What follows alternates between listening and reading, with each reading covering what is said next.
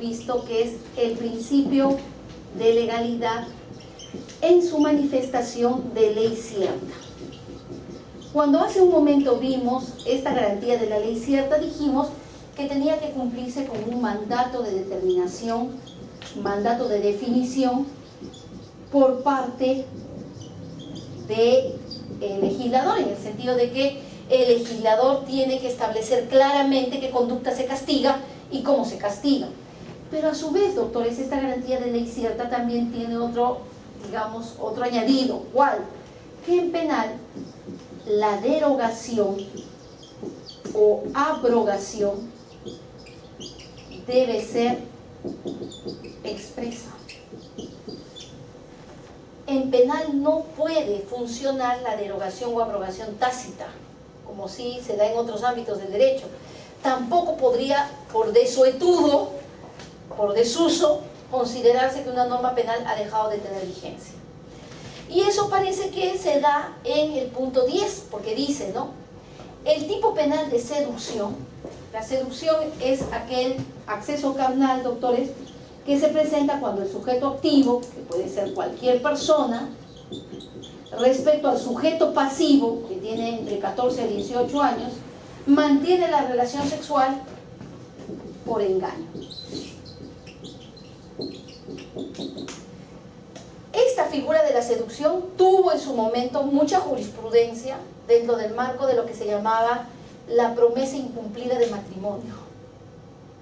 Bien, durante mucho tiempo las promesas incumplidas de matrimonio entraban a la seducción, bajo la idea de que, bueno, le prometió matrimonio, dijo que se iba a casar, ella tuvo la relación sexual y luego no se casó. Promesa incumplida entraba como seducción.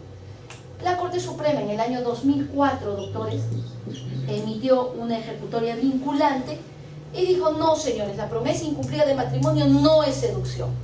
El único supuesto de seducción es cuando la víctima fue inducida a error, cometió una equivocación y la equivocación radica, y puso el ejemplo, en que se confundió de pareja porque los hermanos eran gemelos, ¿no?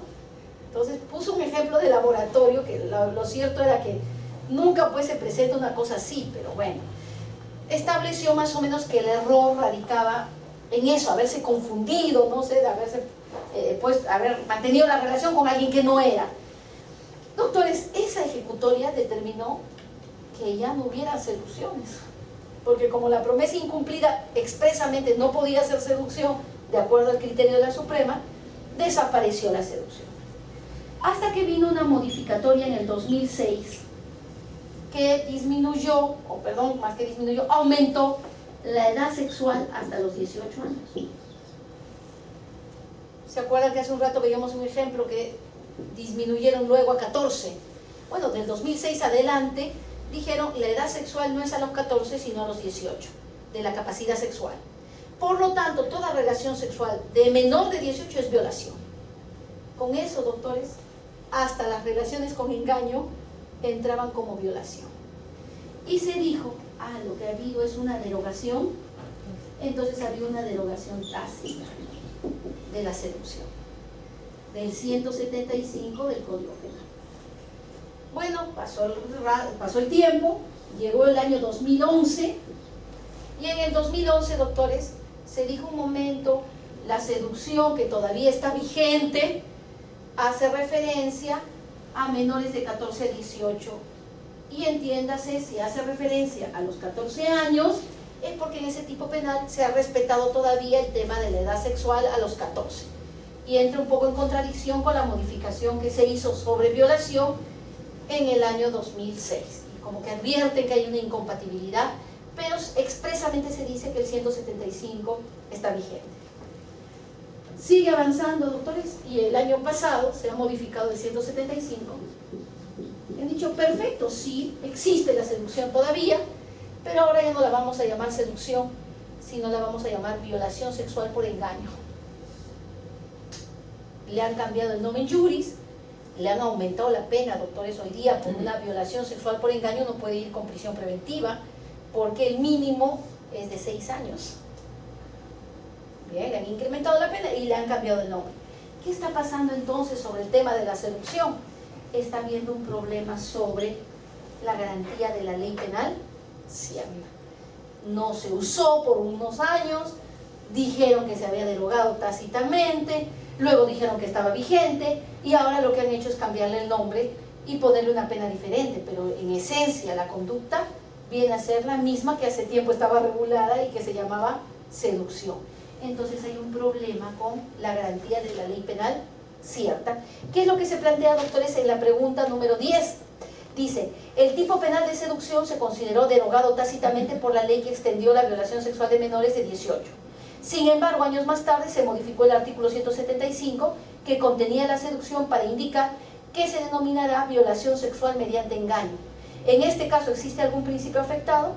Ley cierta, doctores, ¿no? Como que ahí nos vamos a entrar en la confusión del uso, del cambio, de la denominación diferente. Y lo cierto que este artículo es derecho penal simbólico, doctores. Es totalmente simbólico, porque un chico de 14 a 18, con lo que hoy implica un chico de 14 a 18, difícilmente puede ser engañado en términos sexuales. Antes tal vez, ¿no?, había la posibilidad de decir, bueno, pobrecitos, nos sorprendieron. Hoy día no hay forma, más aún con que hay educación sexual, doctores. Los colegios dan, digamos, cierta educación en esa materia, hay un reforzamiento a nivel de la familia. Es muy difícil decir que alguien puede ser sujeto de engaño desde el punto de vista sexual. Doctores, en la 10 la respuesta correcta vendría a ser la B. 11, doctores. Dice la 11, la ley 30.076 derogó el inciso 3, lo que decíamos, el inciso 3 del artículo 173 del Código Penal, y estableció que las relaciones de 14 a 18 años no eran punibles, si es que, doctores, son consentidas. Si no son consentidas, hoy día las relaciones de un chico de 14 a 18 y hay violencia o hay amenaza, ya no ingresan dentro del 173, sino ingresan dentro del 170, que es violación sexual de una persona que tiene comprensión sexual o capacidad sexual. Ahora, considerando que este tipo penal de relaciones, antes de la vigencia de esta norma, antes de esta ley, este tipo de relaciones se criminalizaba y merecía una sanción, doctores, como violación sexual de menores, pero a partir de esta ley simplemente ya no es punible. Nos preguntan, ¿corresponde aplicar respecto a las condenas? Si esta ley produce un efecto respecto a las condenas, lo vimos hace un rato, la respuesta es sí. Las deja sin efecto, de pleno derecho. ¿Y por qué las deja sin efecto de pleno derecho? Porque en materia penal yo puedo aplicar una ley de manera retroactiva, pero siempre que sea benigna. La retroactividad en materia penal solamente se autoriza cuando es benigna. Y, doctores, para completar ese tema, es posible también de hablar de ultraactividad del penal. La ultraactividad penal no se usa, pero sí está prevista en el artículo 8 del Código Penal. No ha habido ejemplos, porque no ha habido casos, en tanto que es muy especial la ultraactividad penal. Solo procede cuando hay leyes penales temporales. Es decir, leyes penales que tienen un tiempo de vida en su propio texto. La propia norma dice, esta ley tendrá vigencia del 15 de enero del 2018 al 15 de enero del 2019. Si el texto dice tendrá vigor por 60 días, tendrá vigor por un año, es una ley temporal. Si hay una ley temporal y el hecho, doctores, se produce durante la vigencia, ahí viene la segunda condición, que el hecho se produzca durante su vigor. ¿Qué sucede si, producido el hecho, la ley queda derogada? Claramente el artículo 8 dice, si es una ley temporal, el hecho se produjo durante su vigor, el operador, o sea, el juez o fiscal, podrá seguir aplicando esta ley. ¿Qué clase de aplicación es esa? Ultraactiva. Pero como les digo, no hay ejemplos porque no ha habido, doctores, leyes temporales. En una época se dio las famosas amnistías condicionadas en penal, en materia de tenencia ilegal de armas y explosivos. Creo que hasta el 2010 más o menos hubo amnistías condicionadas. ¿Por qué se llamaban amnistías condicionadas? Porque el Estado decía, no, yo me olvido de perseguirte penalmente por tenencia ilegal de armas si tú voluntariamente te acercas a la comisaría, puedes ir a la policía, puedes ir al Ministerio Público y entregas el arma sobre la cual no tienes licencia. Esta ley, decía, tendrá vigencia por 60 días. Entonces era una ley con tiempo. A veces llegaba el sujeto pues aquí, ¿no? Esto vencía el 15 de enero y él llegaba el 14 de enero a entregar su arma a la comisaría. Entregaba el arma a la comisaría, le levantaban el acta, pero esto tiene un trámite, ¿no? Entonces no es inmediato. El 14 de enero entregaba el arma. El 15 de enero estaba pasando a la fiscalía. Y el fiscal debía pronunciarse, pero no se pronunciaba el 15, se pronunciaba el 16 o el 17. Para el 16 o el 17 esa ley ya no estaba en vigor. Pero como estaba condicionada a un tiempo y la entrega se había realizado durante el vigor de la norma, entonces el fiscal simplemente decía, en aplicación de esta ley que ha dejado de tener vigor, pero que autorizaba la entrega y la entrega se hizo en la fecha, bueno, pues archives el caso. Entiéndase, doctores, que estaba haciendo una aplicación ultraactiva. Pero más casos no hay, porque en realidad es raro que haya leyes penales temporales, ¿no? Es raro que haya leyes penales temporales. Muy bien, doctores, nos vamos a la pregunta, bueno, en la pregunta 11, ¿cuál sería la respuesta correcta? En la pregunta 11 sería dejar de condena sin efecto la C, de pleno derecho por la aplicación de la retroactividad benigna. La respuesta correcta, la C. Pregunta 12, doctores. Dice, si al momento de graduar la pena, tenemos un caso en la pregunta 12, donde tenemos que graduar la pena dentro del mínimo y el máximo. Pero dice que al momento de graduar la pena, se impuso una pena por debajo del mínimo legal. Al presentarse una confesión sincera. Doctores, cuando se presenta una confesión sincera, en realidad nos alivia todo el tema de la determinación de la pena, porque el código expresamente dice que corresponde un tercio por debajo del mínimo. Entonces ahí no tengo que dividir en 3 y ver en qué tercio aplico, no. El mandato es que si hay confesión, debe ser un tercio por debajo del mínimo legal. Entendido el premio de la confesión por la contribución, doctores, que se hace a la justicia. Por lo tanto, esto no se aplica cuando se trata de casos en flagrancia, tampoco se aplica, doctores, cuando contra el sujeto existen suficientes elementos de convicción, y no se aplica cuando hay reincidencia o habitualidad. Y lo último, ¿no?, que ha sido un decreto legislativo que ha salido hace unas semanas, no será posible aplicar el beneficio de confesión en feminicidio, 108B, en trata de personas y explotación sexual, 153 y siguientes, porque ha creado un montón detrás de eso, y todo el capítulo de delitos sexuales.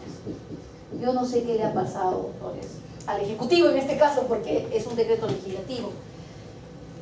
¿Por qué, doctores? Bueno, en el feminicidio, porque está de moda, porque está creciendo la cifra, puede ser. Y además que aparentemente si es un feminicida, estamos hablando de una persona que mata mujeres, o sea, porque son por el hecho de ser mujeres, podría considerarse peligroso. El tema de la trata es preocupante porque las cifras también están aumentando, y para temas de explotación sexual. Hasta ahí, doctores, podría ser.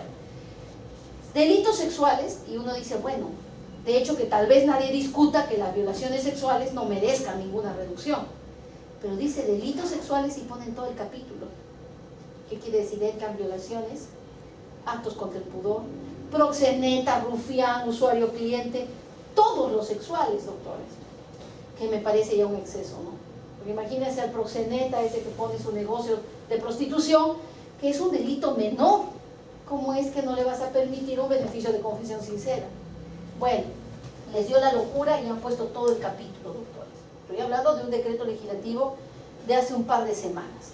Entiéndase, doctores, que este beneficio es por debajo de mínimo siempre. Ahí no tengo que hacer mi operación de tercio. Y dice luego, ¿no? Y al estar dentro de los cauces de una causa de justificación imperfecta, o sea, no solamente hay confesión sincera, sino que hay una causa de justificación imperfecta. Las causas de justificación imperfectas son las que están en el artículo 21.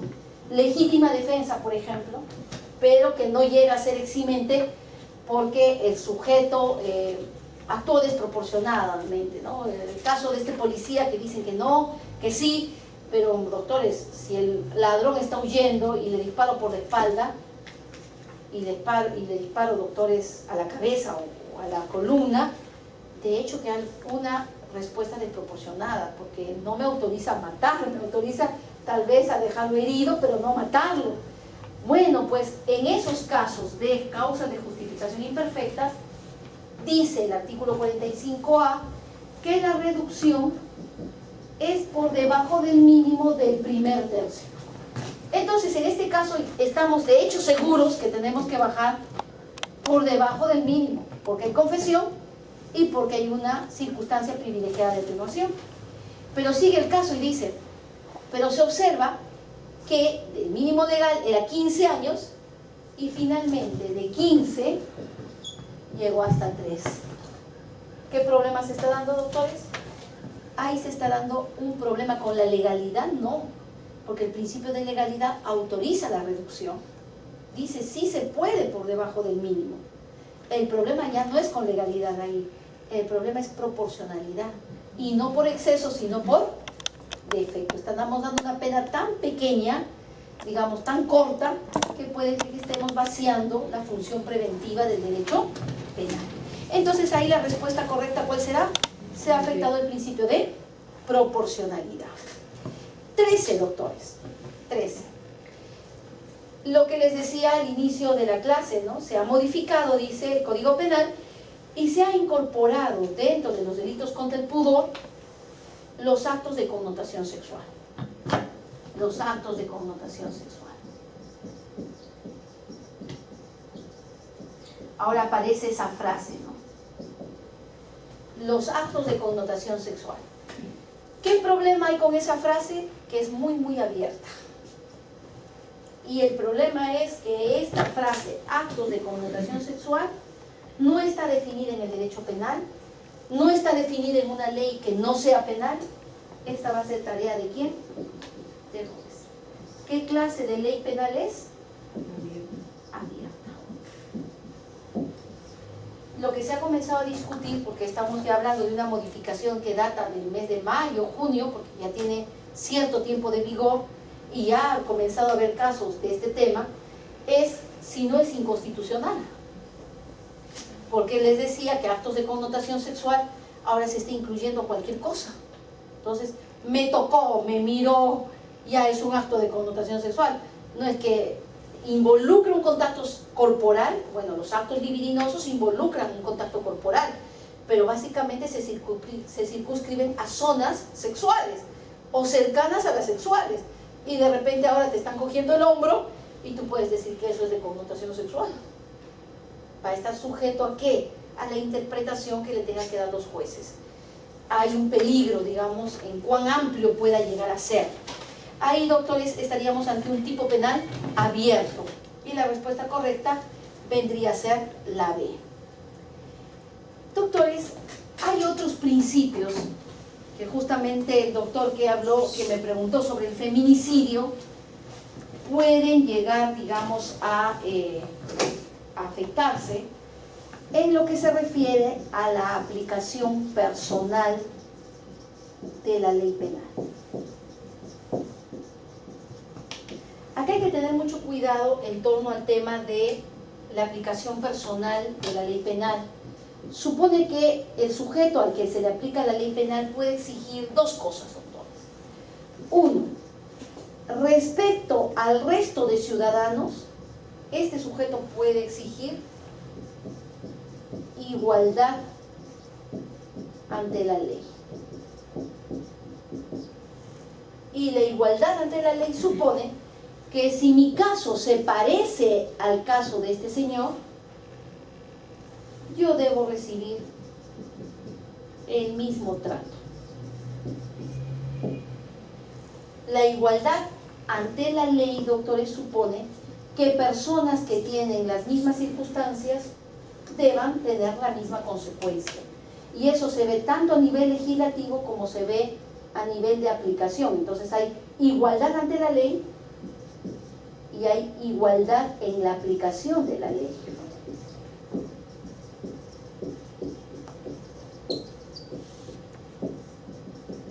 Si mi caso es semejante al del otro señor, no solamente la respuesta legislativa debe ser la misma en el plano abstracto, sino que a nivel de la aplicación de esta norma, en el caso concreto, debiera tener el mismo trato. Pero esta lectura también se puede ver de otro modo, doctores, en el derecho penal. ¿De qué otro modo? Que aquellos que tuvieran diferentes circunstancias deben tener un trato diferenciado. ¿Y eso en qué nivel se suele afectar? Miren que la igualdad en el sentido de semejante situación, respuesta semejante, se da a nivel tanto del legislador como del operador. Pero en el sentido distinto, ¿no? Que aquel que tiene circunstancias distintas debe ser tratado de modo diferente, normalmente es un problema que no respeta el operador. Y en penal esto se ve como, doctores, tenemos 3 sujetos que tienen que ver con un hecho delictivo, y a los 3 el fiscal les requiere prisión preventiva, y a los 3 el juez les dicta prisión preventiva. ¿Ven? O tengo a 3 sujetos que han cometido un delito, en distinto nivel han participado en el hecho, tienen características distintas en tanto a profesión, antecedentes, edad, y a todos le ponen 20 años. Un momento, doctores. Para la prisión preventiva las condiciones nunca van a ser similares. Habrá uno cuya prognosis de pena supere los 4 y el otro no necesariamente. Pero por último, puede que todos tengan una prognosis superior de 4, pero nunca van a tener condiciones similares de vida. Habrá uno que tiene un trabajo y el otro que no. Habrá uno que tiene antecedentes y el otro que no. Habrá uno que habrá asistido a todas las diligencias y el otro que no. Entonces, ¿cómo es que puedan tener los 2 prisión preventiva? Entonces, es escandaloso que se dicten prisiones preventivas en paquete, porque están afectando la igualdad en el sentido no de semejante trato, sino de diferenciación, cuando corresponde ser diferenciado. Y eso se da principalmente respecto a las consecuencias, doctores. Lo mismo pasa con la pena. No puede ser que todos los sujetos tengan 20 años de pena privativa de libertad, cuando, doctores, hay uno que ha sido el que ha controlado toda la situación y el otro simplemente contribuyó. Además, hay uno que tiene 40 años y hay el otro que tiene 18. Hay uno, doctores, que tiene antecedentes y el otro no. La pena es personalísima. Por lo tanto, las circunstancias de graduación, de hecho, que van a determinar un trato diferente. Entonces, hay una especie de dar consecuencias en paquete, ¿no? Eso supone una afectación a la igualdad, tanto en el sentido positivo de similitud, como en el sentido negativo de diferencia. A eso se refiere, doctores, la aplicación personal de la ley penal. La aplicación personal de la ley penal se rige ¿bajo qué principio? Bajo el principio de igualdad ante la ley. ¿Bien? De igualdad ante la ley. Y la respuesta correcta es la A. 15, doctores. 15. La atribución o reproche penal debe sustentarse en la existencia de. Doctores, la atribución o reproche penal debe sustentarse, y lo vimos hace un rato, para que haya reproche penal debe haber capacidad de responder penalmente, comprensión, mayoría de edad, pleno uso de facultades, pero también debe verificarse la presencia de una conducta, porque la responsabilidad es subjetiva, que necesariamente tendrá que ser por dolo, culpa o preterintención. Entonces, doctores, la respuesta correcta, ¿cuál sería ahí? Una conducta típica que afectó o dañó bienes jurídicos, o una conducta sancionada penalmente, o una conducta que afecta bienes jurídicos. Entonces, capacidad y conducta vienen a ser las condiciones para el reproche. Pero yo no puedo saltar a la culpabilidad si primero no paso por la tipicidad y primero no paso por la antijuridicidad. Si eso es así, doctores, para que yo sea culpable, no solamente tengo que ser capaz de comprender y haber desarrollado una conducta, sino que previamente, para que sea culpable, esa conducta tiene que estar en la ley. Y cuando digo que debe ser antijurídica, es que debe haber afectado o dañado algún bien jurídico. Por lo tanto, la respuesta correcta vendría a ser la B. Y doctores, para terminar este tema del día de hoy, hay que establecer que dentro de este derecho penal constitucionalizado debe entenderse adicionalmente algunos puntos más. ¿Cuáles? Primero, doctores, que el derecho penal actual es un derecho penal de acto y no un derecho penal de autor.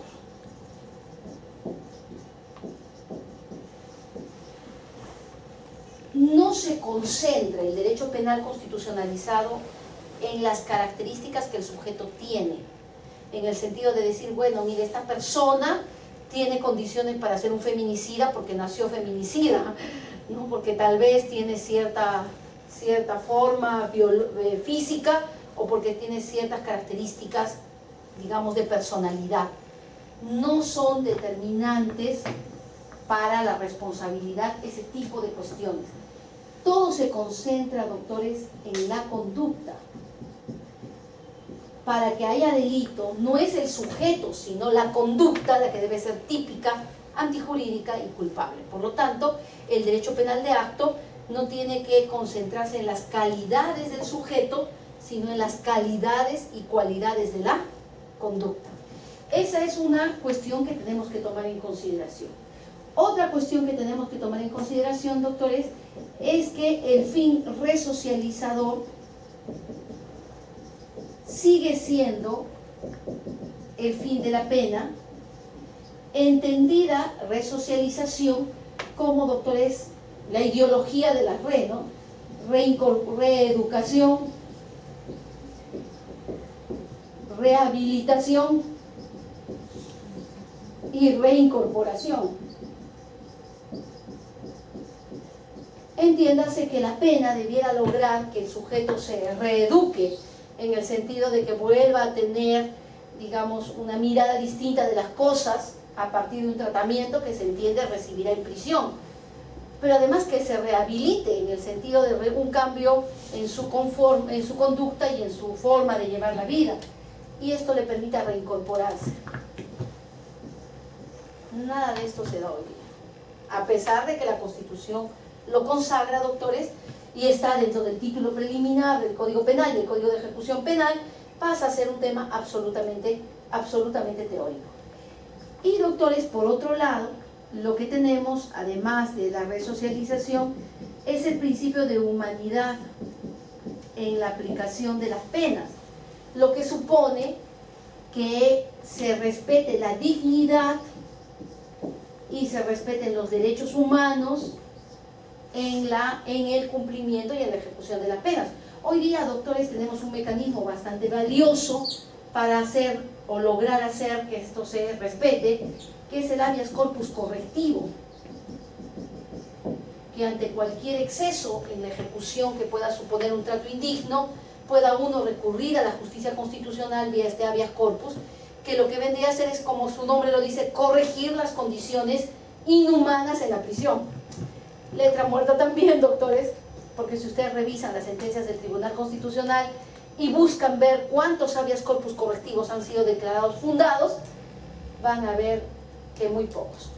En su momento hubo el de Abimael Guzmán sobre su derecho a recibir educación y trabajar en el centro naval. Bueno, se quejaba de otras cosas, pero de todo lo que le reconocieron, le declararon fundado el habeas corpus correctivo parcialmente para que pudiera, doctores, recibir educación y trabajar en el centro donde está recluido, pero con vigilancia, o sea, con ciertas medidas de seguridad.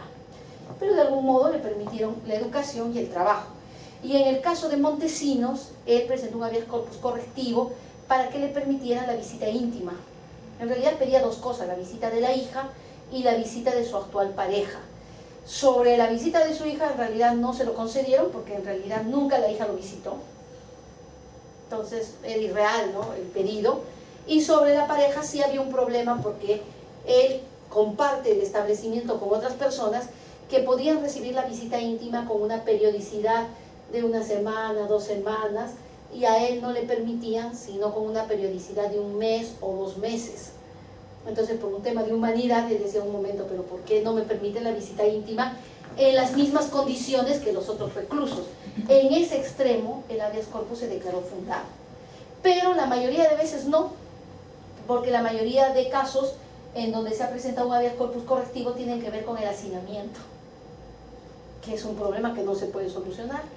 Y ha habido también éxito cuando han presentado habeas corpus por temas de salud, ¿no? Cuando han dicho: estoy enfermo, he pedido que me atiendan en el establecimiento, me manden a un hospital, y ha pasado 1 mes y nadie me atiende, no me dan cabida a mi solicitud, en cuyo caso también el tribunal ha dicho fundado, inmediatamente le den medicación, la dieta, la operación y llévenlo al centro en donde se encuentra recluido. Entonces, es un mecanismo que de algún modo algo ayuda al tema de la humanidad en, digamos, en la ejecución. Ahora, el problema es que hay un interés que ha salido a raíz de la nulidad del caso del indulto de Fujimori, que dice que hay que considerar en la ponderación el derecho de víctimas, el derecho de las víctimas a la justicia. Entonces, cuando se discute el indulto de Fujimori, dicen: bueno, pero finalmente es un hombre anciano, es un hombre enfermo, ¿por qué no le dan el indulto? Ahí entra el tema todo de la humanidad en la ejecución.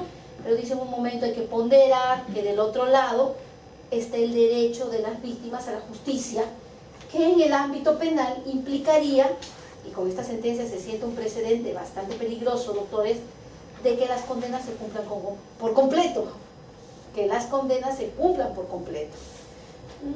Bueno, sí, ahora pues ya esta se ha institucionalizado, con lo cual es posible que vayan viniendo casos fuertes, graves, no solamente lesa humanidad, violaciones y casos de esta naturaleza, donde tal vez no puedan salir libres, doctores, porque va a estar de por medio el derecho a la justicia de la víctima, que pasa porque se cumpla totalmente la condena. Y entonces ingresa ese principio también dentro del derecho penal por vía jurisprudencial. No sé si tienen alguna pregunta, doctores. Muy bien, nos vemos el día viernes, ¿no? En la mañana de 9 a 12. El viernes vamos a hacer procesal, vamos a hacer principios del proceso penal y vamos a hacer instituciones de justicia negociada, que es terminación anticipada, acuerdos reparatorios, colaboración eficaz, conclusión anticipada del juicio. Entonces, los espero a las 9, doctor. Ojalá que no se les pegue la sábana. Gracias. Gracias, doctor. Gracias.